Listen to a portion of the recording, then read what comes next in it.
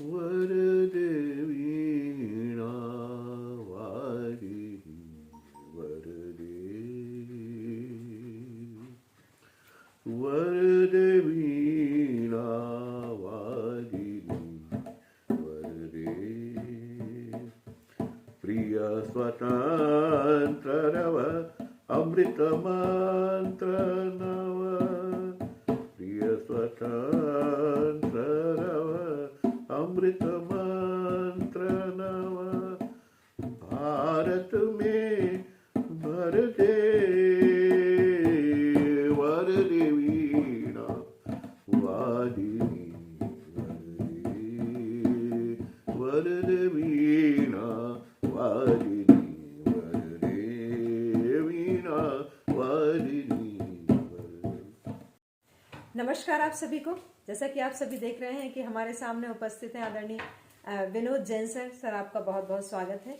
और विनोद जैन सर जो हैं वो मूलतः इंजीनियर हैं, प्रबंधक हैं, शिक्षक हैं, चिंतक हैं, साहित्यकार हैं, कवि हैं, गायक हैं, लेखक हैं, समाज सेवी हैं। लेकिन इन सभी से ज़्यादा यदि कोई एक बात जो आपको डिफाइन करती है वो ये है कि आप दर्शन शास्त्र और मनोविज्ञान के अध्येता हैं।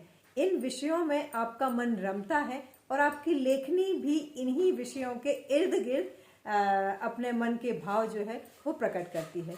बहुत प्रसिद्ध जो पुस्तक आप सभी ने जिसका जिक्र सुना होगा, विकल्प, ये आदरणीय विनोद जैन सर के द्वारा ही लिखी गई है। और बहुत सारी पुस्तकें जो हैं और बहुत सारी योजनाएं जो हैं वो अभी चल रही हैं। तकरीबन हम यदि सर से ही अभी जानेंगे कि 50 से ज़्यादा पुस्तकें जो हैं वो शीघ्र ही वो उससे ज़्यादा जो सामग्री है सर के पास है रेडीमेड फॉर्म में, और वो शीघ्र ही प्रकाशित होने की स्टेज में है। तो सर हम आपसे जानना चाहेंगे कि आपका जो बचपन है और आपकी जो पारिवारिक पृष्ठभूमि है, आपकी शिक्षा, इसके बारे में थोड़ा सा आप बताएं। और दर्शन से आपका जुड़ाव कब से प्रारंभ हुआ और फिर किस तरह से आप उसी दिशा में आगे बढ़ते गए? मैं संक्षेप में अपनी पारिवारिक पृष्ठभूमि पहले बताना चाहूँगा। जी सर। मैं मलकापुर महाराष्ट्र में मेरा जन्म हुआ था जी। और लगभग 2.5 वर्ष की जब मेरी उम्र हुई तो मेरी एक गहरी सड़क दुर्घटना से मैं बचा जाऊँ, और उसके 15 दिनों बाद ही हमारे दुकान में एक बड़ी चोरी हो गई। उसके कारण हमारा पूरा परिवार एक प्रकार से शून्य की स्थिति में पहुंच गया, और उसी शून्य की स्थिति में हमें वो गांव छोड़ना पड़ा और हम रायपुर छत्तीसगढ़ में आके बस गए। ये वो दिन थे जब हमारे पास 10 रुपये भी नहीं हुआ करते थे।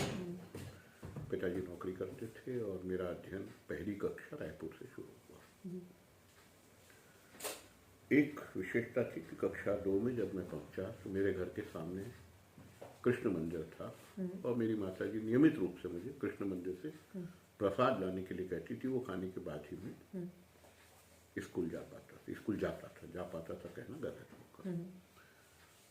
जब मेरी आयु लगभग 14 वर्ष हुई तो पहली बार मैं जैन मंदिर गया। वहाँ के लोगों ने मुझे पहचाना, बोले चलो जैन मंदिर। इसके बाद उसी वर्ष 15 दिन के लिए मैं जैन शिविर में गया, और कक्षा 9 से लेकर इंजीनियरिंग फाइनल तक यानी लगभग 8 वर्षों तक मैं जैन मंदिर में विद्यार्थियों को, अपने ही समाज के साथी विद्यार्थियों को जैन दर्शन के विषय पढ़ाने लगा। अच्छा। ये मेरी प्रारंभिक यात्रा है। जी जी। और इसी के अगर क्रम में जोड़ दिया जाए तो मैंने 5 बड़े शिविरों का संचालन किया, जिसमें करीब 150 विद्यार्थी हुआ करते थे। करीब 4 से 6 विषयों को पढ़ाया, और ऐसा काम राजस्थान और मध्य प्रदेश के विभिन्न भागों में जाकर किया। इसके लिए समाज का मैं ऋणी हूँ जिन्होंने मुझे ये अवसर दिया। ये है मेरी प्राथमिक यात्रा, जहाँ मेरी सीमाएं खाली जैन दर्शन तक थी। अगर आप इसके अधिक कुछ जानना चाहते हैं तो मेरा जैन दर्शन से मोहभंग तो नहीं हुआ, लेकिन जैन दर्शन के अतिरिक्त अन्य दर्शनों के प्रति जो रुचि जागृत हुई जब उत्तर प्रदेश में मेरा स्थानांतरण हुआ। अच्छा। वहाँ मुझे कुछ स्थानीय ग्रामवासियों ने मुलाकात हुई जो वेदों और पुराणों पे काम करते थे। उन्होंने उस संस्था से मुझे जोड़ लिया। और इसी क्रम में मुझे उपनिषदों का अध्ययन करने का मौका मिला। जी। वेदों पे रिसर्च होती थी, उस पे डिस्कशन का मौका मिला। इसी प्रगति में आगे अन्य दर्शनों की भी पुस्तकें हाथ लगी। तो कुल मिला के एक चिंतन को धारा मिलती गई जो लगभग रिटायरमेंट तक धीमे धीमे चलती रही। मैं एक संकेत आपको देना चाहूँ कि रामचरितमानस आप हम सब पढ़ते हैं, अगर ध्यान से पढ़ें तो सारे वेद पुराण उपनिषद में जो कुछ भी लिखा है वो सारा अगर नहीं भी पढ़ पाए और आपने रामचरितमानस को ध्यान से पढ़ लिया तो आपको सारा ज्ञान वहाँ मिल जाएगा। मुझे तो कभी लगा कि ये पहले मिल जाती है पुस्तक तो शायद मुझे इतनी ज़्यादा किताबें नहीं पढ़नी पड़ती, पर फिर भी ये अच्छा प्रयोग था। और जैसा कि हम जानते हैं कि आपने बाइबल भी पढ़ा है, कुरान भी पढ़ा है, गुरु ग्रंथ का भी अध्ययन किया है और बौद्ध दर्शन को भी आप बहुत गहन रूप से समझते हैं।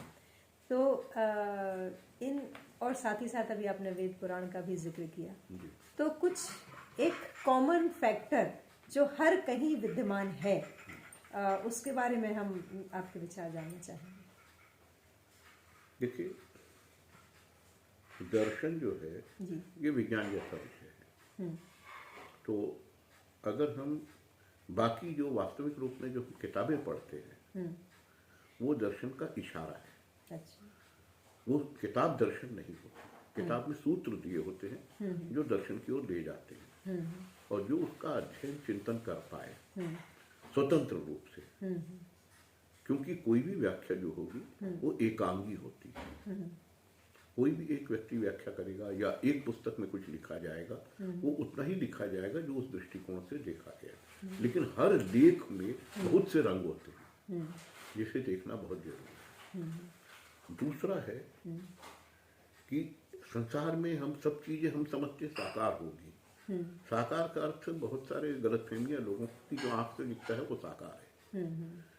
इंद्रियां 5 है तो उनमें सब में तो आकार नहीं होता। वाणी का किसने आकार देखा? सही बात है। गंध का किसने आकार देखा है? स्वाद का किसने? ये 5 इंद्रियों के विषय जब हम आकार के अंदर नहीं ला पा रहे हैं तो फिर मन मस्तिष्क की बातें तो भूल जाएं, फिर हमारी संवेदनाओं को कौन आकार देगा? और आश्चर्य का विषय है कि जो आकार के अंदर ग्रहित नहीं होती वे सब वस्तुएं आकार ग्रहण करती है उस निराकार संपर्कों से, संबंधों से, और उन सूत्रों को जब हम इशारा देते हैं, कोई नाम दे देते हैं तो उस नाम पे फिर जब हम व्याख्या करने लगते हैं तो फिर भटकना शुरू करते हैं। तो वे नाम से परे होती है और उसका सिर्फ अनुभव किया जा सकता है। उसके ऊपर शब्द मैं भी कुछ भी लिखूंगा तो वो अधूरा ही होगा। मेरी बात को अंतिम न माना जाए, वो एक इशारा है जैसे मैंने भी माना है।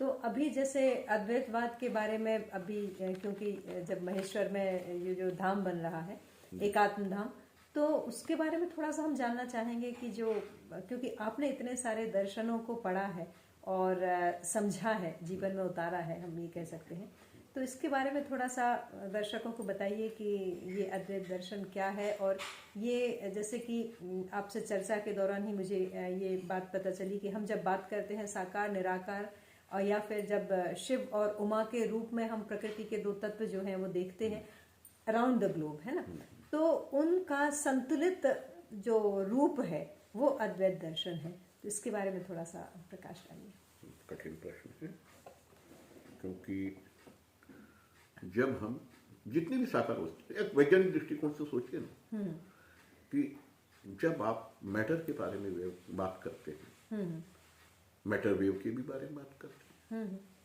तो ये तो यहाँ तक भौतिक दर्शन है हमारा। जो हमारा विज्ञान है वो यहाँ तक जा सकता है।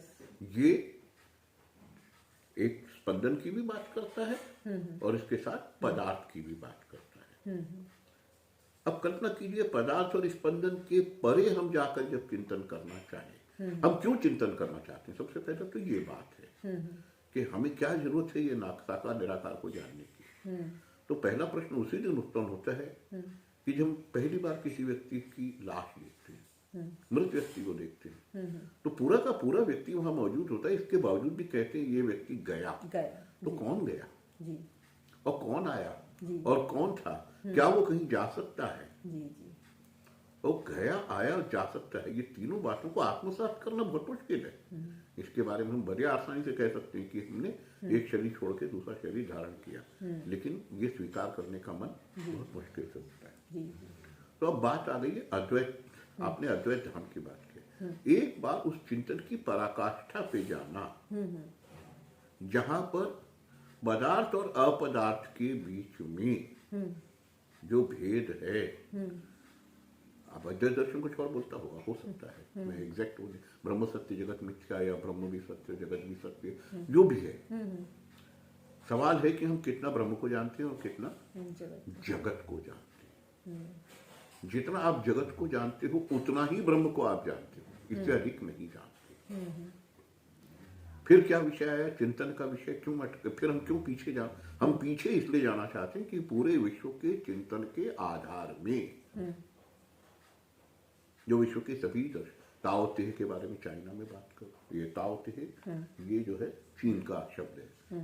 लाओ से तुम की किताब में ताओ और तेह दो शक्तियों का वर्णन आ रहा है। हम भारत में उमा शिव की बात करते हैं। इसके अनेक व्यवहार करके भी देखे गए, पॉजिटिव नेगेटिव हमारे जो इमोशन है, इसमें भी इन चीजों का उपयोग कहीं हो सकता है। लेकिन आखिर हम जब ब्रह्मांड की बात कर रहे हैं तो मात्र धरती की बात नहीं कर रहे हैं, हम करोड़ों करोड़ों आकाश गंगाओं की भी बात और उनके सूत्र को समझने की कोशिश कर रहे हैं। इसलिए नहीं कि ये सब जानकारी पाने से हम विद्वान हो जाएंगे, इसलिए कि ये जानकारी पाने के बाद हमें संसार के बारे में जो समझ है, जिसके कारण हम बेचैनियां होती है, आपकी बेचैनी जहां खत्म हो जाए, आप जब दूसरों को शिकायत करना बंद कर दें, जब आपकी चिंताएं समाप्त हो जाए, तो आप कहते हैं कि वास्तव में आप मुक्त हो गए हैं। और हमारी जो है समझ, मुक्ति की समझ को हम बढ़ाने के लिए सब काम करते हैं। तो ऐसा चिंतन भारत में हजारों साल पहले हो चुका था, परिपक्व हो चुका था। और जो चीज परिपक्व हो चुकी है, अगर उसे दोबारा प्रकाश में लाने की बात हो रही है तो जोर शोर से होनी चाहिए। इसके बाद इस पर शोध होनी चाहिए। शोध के विषय तो इतने अधिक है इसके अंदर कि इसके प्रत्येक बिंदु से एक अलग शोध ग्रंथ निकलता है, और या सारे शोध ग्रंथ एक बिंदु पर जाके समाप्त हो जाते हैं। सही। तो सवाल है कि हम किस दृष्टिकोण, हम कितने अंतर्मुखी होंगे, कितना अंतर जगत को जानेंगे, कितना वस्तु के साथ या ज्ञान के साथ तादात्म्य स्थापित करेंगे, तब जाके हमें यह स्पष्ट होगा कि इस ज्ञान की क्या आवश्यकता है। और ये मेरा स्पष्ट मत है कि ज्ञान ज्ञानियों के लिए ही नहीं होता, ज्ञान प्रत्येक व्यक्ति का जन्म सिद्ध अधिकार है, जो उसे प्राप्त है। जिसको इंद्रियां प्राप्त है उसको ज्ञान प्राप्त करने का स्वाभाविक अधिकार है। इसलिए शब्दों से ज्ञान नहीं आता, अनुभूतियों से आता है। और कोई भी व्यक्ति समान रूप से विद्वान हो सकता है, उस विद्वता को अगर तुलना से न देखा जाए तो। जी मैं आपसे जानना चाहूंगी कि आप लिखते कब हैं, लिखते क्यों हैं, और क्या किसी एक विषय पर आधारित आपका लेखन होता है या फिर विषय मुक्त आपका लेखन होता है? मैं इसमें थोड़ा इतिहास में जाना चाहूंगा और 10 वाक्यों में बात पूरी कर लूंगा। जी। मैं अक्सर मित्रों से चर्चा करता था अनेक प्रश्नों के ऊपर, तो उन्होंने कहा आप जो भी कहते हो वो लिख क्यों नहीं देते? अच्छा। उससे भी बहुत कुछ हो सकता है। मैं कहा आप रिकॉर्ड क्यों नहीं कर लेते, लिखा जाए। फिर आज एक दिन ऐसा आया, फिर मैं एक पुस्तक पढ़ रहा था, उसने कहा जो तुम्हारे मन में विचार आते हैं उन्हें देखना शुरू करो। अच्छा। और जो तुमने देखा है उसे लिख दो। ये कितना अमूल्य सूत्र था कि उसके बाद लगभग मैं 25-30 वर्षों तक उसी सूत्र से लिखता रहा। अच्छा। जब भी कोई पुस्तक पढ़ता, उसके बाद कुछ विचार उसमें से बिखर के आते, और उन विचारों को जो करते लिख देता। जिसमें महादेवी वर्मा जी की यामा, उसके बेस पे एक कविता थी, रविन्द्रनाथ ठाकुर की गीतांजलि, उसकी समरी मैंने एक कविता में लिखी। इस प्रकार से अनेक कविताएं भी आई। नीचे को पढ़ा, उसके आधार पे कुछ लिखा, जिब्रान को पढ़ा, उससे कुछ लिखा। तो एक क्रम तो वो चला जो पढ़ा वो लिखा। एक प्रतिक्रिया जो समय के किसी भी हिस्से में, दिन के रात के किसी भी हिस्से में जब जहां आई, जिस दशा में थे, वहां से उठ के सीधे पेंसिल उठा के लिखना शुरू कर दिया। एक तो ये हुआ लेखन की। दूसरा जो कहते हैं सकारण लेखन। सकारण लेखन जो पुस्तक मुझे अच्छी लगी, उसका अनुवाद करने का जो कार्य था वो सकारण लेखन था।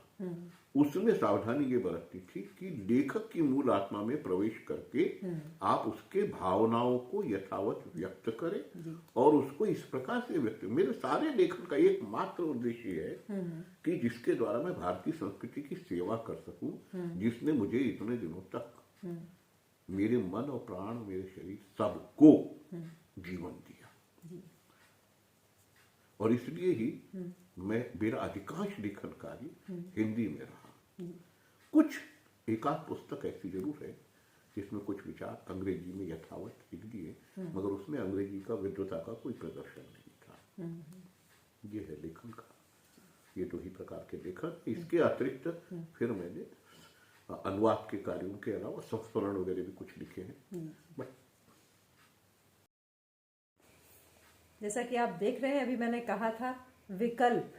विकल्प इस शीर्षक से जो ये पुस्तक प्रकाशित हुई है, इसके बारे में हम सर से बात करेंगे कि आखिर इसका जो उद्देश्य क्या था इस पुस्तक को लिखने का।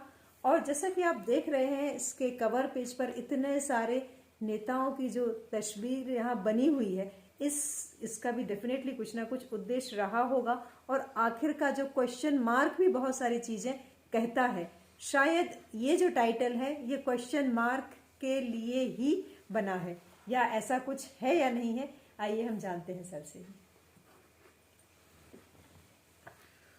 विकल्प 2020 को आपने, इस पुस्तक का मूल नाम विकल्प 2020 है, जिसमें विकल्प साफ साफ दिखाई दे रहा है, और 2020 जो है वो अंधेरे में है। वो सन भी निकल गया और अभी भी वो जीवित है। विकल्प लिखने के पीछे धारणा क्या है, मैं अपनी जीवन यात्रा से शुरू कर रहा था जी। तो जब ये पुस्तक में मैं लिखा और जिस आधार से लिखा, उस पुस्तक के लिखने के समय या पढ़ने के समय मुझे ऐसा पता लगा कि 2 या 3 छोटी सी कमियों के कारण मैंने अपने जीवन की जो यात्रा है, भौतिक यात्रा है, पद यात्रा है, उसमें मैं लुढ़क गया और गिरता गया। मैं चाहता था कि ऐसा किसी दूसरे के साथ न हो। तब मैंने आद्योपांत चाणक्य सूत्रों का अध्ययन किया, जो करीब 550 सूत्र थे। बालशास्त्र वैश्य ने लगभग 300 सूत्रों की एक किताब लिखी थी। इसी प्रकार से विदुर नीति और हमारे भर्तृहरि जी के श्रृंगार शतक और वैराग्य शतक के साथ नीति शतक भी था उनका। विदुर नीति का भी अध्ययन किया।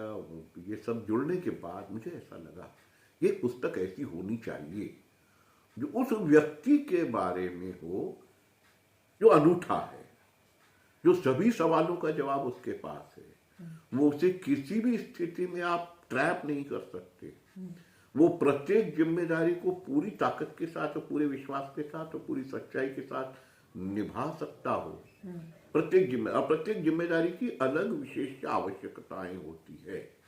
कहीं गंभीरता चाहिए तो कहीं ओजस्विता चाहिए, कहीं वक्तृत्व कला चाहिए, कहीं मौन चाहिए, कहीं समय पे बोलना है और कहीं समय पे चुप रहना। ऐसे अनेक या तो एक हिस्सा है।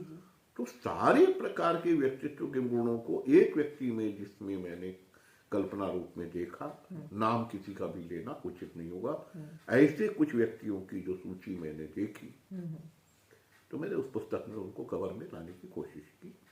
ऐसे और अनेक हो सकते हैं, घर घर में हो सकते हैं, आप भी हो सकते हैं, और उनमें पूरे गुण सब में नहीं थे, ये भी मैं कह सकता हूँ। लेकिन आज भारत को अगर इसके आगे भी नेतृत्व की आवश्यकता होगी तो इन गुणों की आवश्यकता होगी जो इस पुस्तक के अंदर दिखाए गए हैं।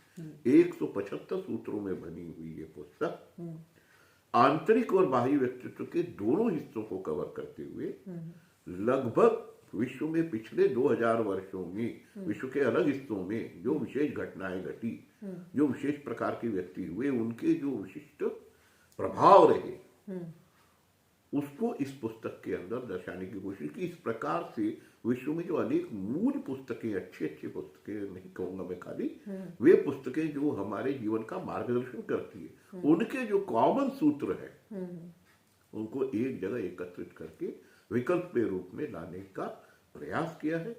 और ये अवश्य इस समय, भले ये पुस्तकें कितनी बिकी ये शब्द मैं नहीं कहूंगा, लेकिन किन मूर्धन्य लोगों के पास है, उनका नाम न लेते हुए भी कह सकता हूँ, कम से कम देश के 100 ऐसे मुख्य लोगों के पास है जिनके विचारों से आज भारत में निर्णय होते हैं। उसमें यह पुस्तक भी अपना कुछ अंश मात्र योगदान अवश्य दे रही है।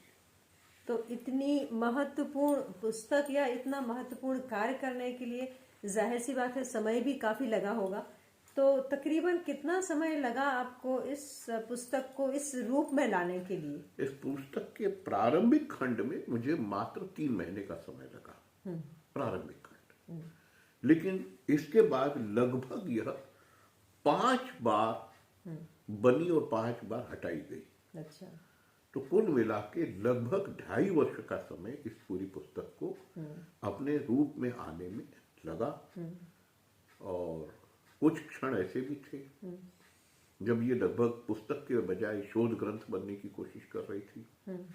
30 से 35 पुस्तकें एक साथ बिछा के उसमें से, इसलिए नहीं कि मुझे उन पुस्तकों से नकल करनी थी, इसलिए कि मुझे जो भी मैं वाक्य लिखूं पूरी कोशिश थी कि वो वाक्य विश्वसनीय हो, सूत्र वाक्य बने और जिस घटना के बारे में लिखा गया वो वास्तव में घटी हो, प्रामाणिक हो।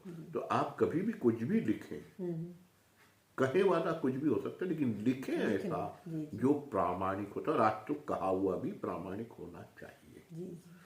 तो प्रामाणिक लेखन ऐसा लिखो, एक सूत्र है कि ऐसा लिखो जैसे आप अपनी वसीयत लिख रहे हो, जिसमें कोई परिवर्तन ना हो।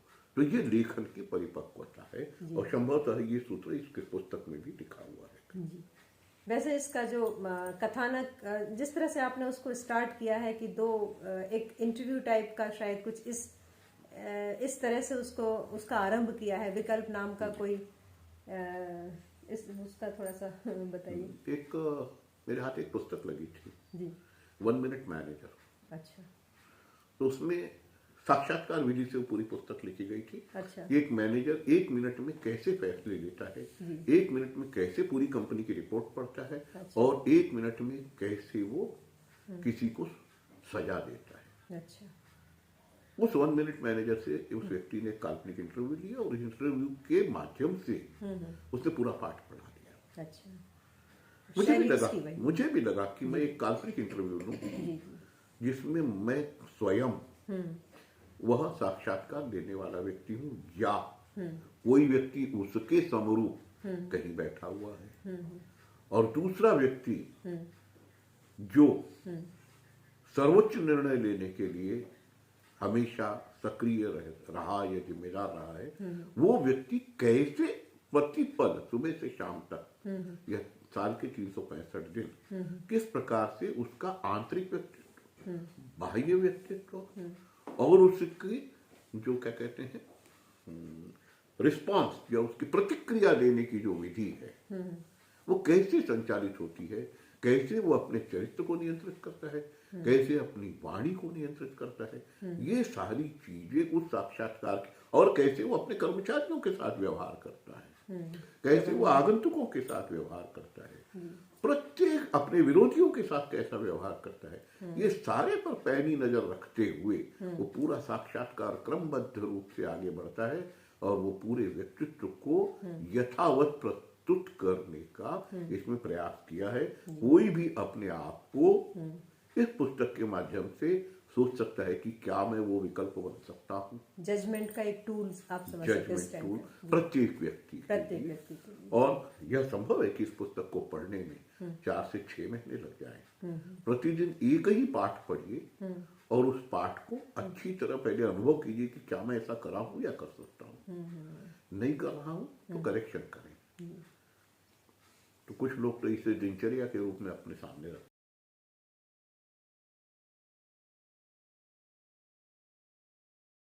जैसा कि अभी आपको विकल्प के बारे में बताया, तो अब मैं कुछ ऐसी पुस्तकें आपके समक्ष बता रही हूँ जो कि प्रकाशन के लिए बिल्कुल तैयार ही हैं। और जैसे ये पुस्तक है ताओ उपनिषद, तो ताओ उपनिषद के बारे में सर थोड़ा सा बताइए। इसमें दो लाइन मैं सीमित पंक्तियों में बताऊंगा। सीमित पंक्तियों में, जी जी। ताओ उपनिषद लाओ त्से तुंग की 2500 वर्ष पुरानी पुस्तक ताओ ते किंग का हिंदी रूपांतरण है और इसके साथ इसमें टीकाएं भी उपलब्ध है। जी जी। ये दुनिया की सबसे अनूठी किताब है जिसमें मात्र 84 सूत्र हैं। जी। एक ये दूसरी पुस्तक है सांसारिक समझदारी की कला, तो सांसारिक समझदारी की जो कला है इसके बारे में भी सांसारिक समझदारी की कला बाल्थासर ग्रेशियन की स्पेनिश राइटर, एक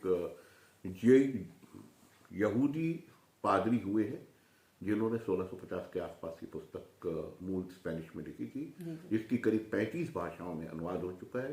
क्योंकि इसका अनुवाद वाल्टेयर और इस प्रकार के शोपेनहावर और नीत्शे जैसे विद्वानों के द्वारा किया गया, तो मेरी इच्छा हुई कि हिंदुस्तान के लोगों के पास भी ये हिंदी भाषा में उपलब्ध होनी चाहिए। जी जी। ज़ैन के पुष्प, ये एक अगली पुस्तक है जिसके बारे में सर बताएंगे। ज़ैन के पुष्प ये किताब चीन और जापान में ध्यान के संबंधित पिछले 2000 वर्षों में विभिन्न कहानियां प्रचलित हुई विभिन्न केंद्रों के द्वारा, उनका एक संकलन है जो हिंदी में प्रकाशित एक साथ एक जगह ये पहली बार हुआ है। पर्युषण एवं आराधना जो कि स्वाध्याय पुस्तिका है। ये पर्युषण पर्व आराधना मैंने जैन दर्शन के जो 8 दिनों का पर्युषण पर्व होता है उस समय जो अध्ययन किया जाता है या जो ध्यान किए गए उसके प्रवचनों का एक संग्रह है, और इसके अलावा जैन दर्शनों में 12 भावना का जो जिक्र है उसके बारे में एक संकलन है। अगली पुस्तक चिंतन, जैसा कि इसमें लिखा हुआ है विश्वास, ध्यान, धर्म, विचार, इसके बारे में ये जितने 6 विषय इसमें लिखे हुए हैं इन्हीं के बारे में इस पुस्तक के अंदर वर्णन किया हुआ है, और ये इसमें विषय आपको बाहर से ही दिखाई देता है। बिंदु बिंदु विचार, बिंदु बिंदु विचार ये पुस्तक लगभग 1000 से अधिक विचारों का संकलन है, जिसमें अनेक विचार एक पंक्ति, 2 पंक्ति और 3 पंक्ति के अंदर ही समाप्त हो जाते हैं। चिंतन के क्षण, चिंतन के क्षण लगभग 36 वर्षों के अनुभव में मेरी डायरी के विभिन्न पन्नों से निकले हुए विभिन्न विषयों पर विचार है। कुछ प्रेरक कथाएं, ये वे प्रेरक कथाएं हैं जो मुझे हमेशा प्रभावित करती रहती है। जी। मीरदाद की किताब जिसका अनुवाद, मीरदाद की किताब ये दुनिया की वह अद्भुत किताब है जिसे मिखाइल नईमी ने लिखा है, और ये Mikhail Naimi Lebanese American writer रहे हैं। इनका लिखने की विधि वही है जो खलील जिब्रान की, क्योंकि उनके समकालीन या उनके शिष्य थे, और ये एक अद्भुत किस्म का उपन्यास है जो उपन्यास की भाषा में तत्व ज्ञान का सबसे अनूठा संग्रह है। जी। तो ये है वो पुस्तकें जो कि अभी प्रकाशन के लिए तैयार ही हैं। साथ ही साथ भविष्य में आपकी बहुत सारे पुस्तकों का जो प्रकाशन है उसकी योजना है, तो थोड़ा सा भविष्य की जो योजना है उसके बारे में बताइए सर शॉर्ट में। मैं संस्कृत के सुभाषितों के करीब 3 या 4 संकलन निकालने का मेरा विचार है जी। इसके अतिरिक्त जो हम मानवीय व्यवहार के संबंध में जो विभिन्न विषय होते हैं, कैसे लिखना, कैसे बोलना, कैसे पढ़ना, इसकी जो विषय और उसकी क्या समस्याएं हैं, हमारी घरेलू समस्याएं क्या है, उसको सामूहिक रूप से एक ही पुस्तक के अंदर लाने का ये एक अलग विचार है। ताओ इन मैनेजमेंट, इस विषय पर एक बृहद पुस्तक आने वाली है जिसमें समय लग सकता है करीब 1 साल से 2 साल का। ये निर्भर करेगा चाइनीज जो पुरानी किताबें हैं उनमें जो प्रबंधन का जो सूत्र है, ये सिंगापुर में इंस्टीट्यूट ऑफ मैनेजमेंट में पढ़ाई भी जाती है, उसको हिंदी में लाकर मैं आम भारतीयों के लिए सामने लाना चाहता हूँ। आपके भविष्य की सारी पुस्तकों के लिए ढेर सारी शुभकामनाएं मैं प्रेषित करती हूँ। बहुत जल्द ही आपकी सारी पुस्तकें प्रकाशित रूप में हम सभी के हाथों में आए, और हमारी जो सारे दर्शक हैं और सारे लोग जिनको पढ़ने में रुचि है, जिनको दर्शन में रुचि है, जिनको मनोविज्ञान में रुचि है, जिनको इस तरह के चिंतन में रुचि है, उन सभी को भी ये सुअवसर मिले आपके द्वारा उन दर्शन को जानने का।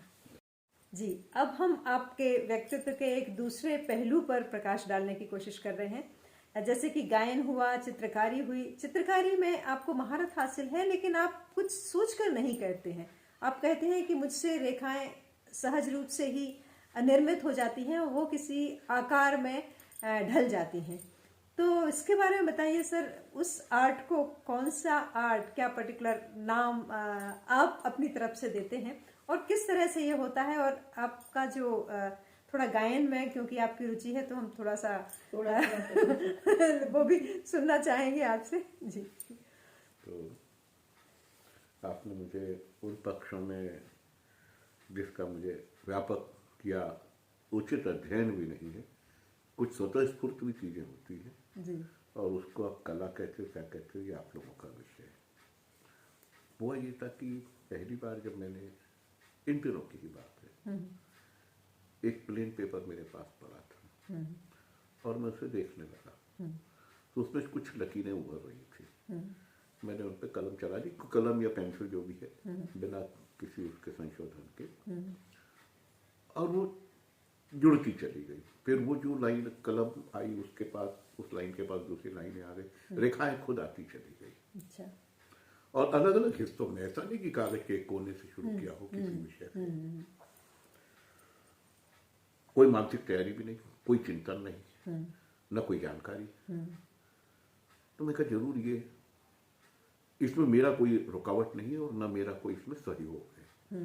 तो हम दर्शन में एक बात समझते हैं कि सहयोग और आशंका और आशा और योजना, ये सारी की सारी चीजें जो है ये हमारे अहम से उत्पन्न होती है। अच्छा। जो बिना अहम के उत्पन्न हो, जिसमें मैं बाधक ही नहीं रहूं, मैं खाली वो पेंसिल घुमाने वाला बनूं, तो ऐसी जब लाइनें आने लगी तो जब आती मैं लिखी तो वो लाइन कुछ दिनों बाद एक अच्छे चित्रकार से जो मेरे मित्र भी हैं बात हुई, बोले तुम कैसे बनाते हो? मैं कहा मैं बनाता कहाँ हूँ, मैं कुछ योजना बनाते, मैं कहा वो भी नहीं, उस समय कुछ सोचते हो ये भी नहीं। भाई इसके लिए तो हमें अपना सीखा हुआ ज्ञान छोड़ना पड़ता है, तब जाके ये आता है। मैं कहा मैंने सीखा ही नहीं, इसलिए मुझे छोड़ने की कोई आवश्यकता पड़ी भी नहीं और मैंने बनाने का कोई उद्देश्य नहीं है, जिस दिन बनती है बन जाती है। और ये हमेशा कोरे कागज में खुद उभरने वाली रेखा है, अलग अलग तरीके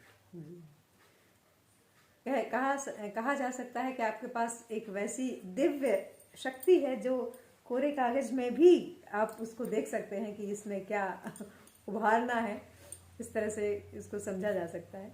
अब तो अभी तक हमने आपको जाना, आपके जो आपकी पुस्तकों के बारे में जाना, आपके संगीत के शौक के बारे में जाना, आपकी जो ड्राइंग आर्ट वाला जो पहलू है उसको जाना, और साथ ही साथ हम जैसे देख रहे हैं कि आपका जो चिंतन का जो स्तर है वो वैविध्यतापूर्ण है। और क्योंकि आपका जो आपको हम ये कह सकते हैं, आप पूरा एक तरह से एनसाइक्लोपीडिया जो है उस तरह से आपके जो मस्तिष्क में दर्शन, मनोविज्ञान और जीवन के अलग अलग पहलू, हर चीज के लिए, चिंतन के लिए अलग अलग स्तर बने हुए हैं। तो उसका जो एक हम बोल सकते हैं कॉन्क्रीट फॉर्म में कुछ ना कुछ निर्देश जो है, कुछ ना कुछ गाइडलाइन जो है, जो भी संदेश के रूप में आप हमारे दर्शकों को देना चाहें तो आपका स्वागत है। दो तीन छोटी छोटी बातें जी। पहला, पढ़ो, पढ़ने का नशा हो, पढ़ने की आदत हो, पढ़ने की इच्छा हो जी। दूसरा, यदि ज्ञान मेरे ही राष्ट्र में उपलब्ध है, मेरी ही संस्कृति में उपलब्ध है, तो उसको कुरेद कर ढूंढ के निकालो और उसके लिए देश में अपने आप को गौरवान्वित महसूस करते हुए देश का गौरव बढ़ाने की कोशिश करो। बिल्कुल सही। कोशिश करो कि हिंदी भाषा को जिस प्रकार से भी समर्थ कर सकते हो, वो एक भाषा को समर्थ करने का दायित्व तो साथ में लो ही, लेकिन अध्ययन के लिए भाषा को बाधक मत बनाओ। बिल्कुल सही बात। हाँ, अध्ययन और लोग कर सके जिन्हें उस भाषा का ज्ञान नहीं है, उनके लिए इसे उपलब्ध कराओ। अप्रामाणिक बातें न करो, अविश्वसनीय बातें न करो और ऐसे तथ्यों का प्रचार मत करो जिनके प्रति आप स्वयं आश्वस्त न हो। तो इससे क्या होगा कि जब हमारा हर नागरिक प्रामाणिक होगा भारत दुनिया का समृद्धतम राष्ट्र है। समृद्धि धन से नहीं आती, समृद्धि चिंतन की पवित्रता से आती है। और भारत में अधिकांश लोग पवित्र चिंतन, विद्वान चिंतन की मैं बात नहीं कर रहा हूं, वहां शब्दों का ढेर है। पवित्रता होती है निर्मलता, कोई विचार ना हो, तब भी अगर आप दोषहीन हैं तो आप निर्मल हैं। और निर्मल जो होता है वो सबसे, हीरा कौन सा कीमती होता है? जिसमें कोई दाग ना हो। आप तो हीरे हो ही ना, तो दाग को क्यों संभाल रहे? हीरा होना ही काफी है। सही बात। शुक्रिया, आपने अपना अमूल्य समय हमें दिया, इतने अमूल्य अनमोल विचार जो हमारे दर्शकों तक इस चैनल के माध्यम से जा रहे हैं, तो बहुत बहुत शुक्रिया।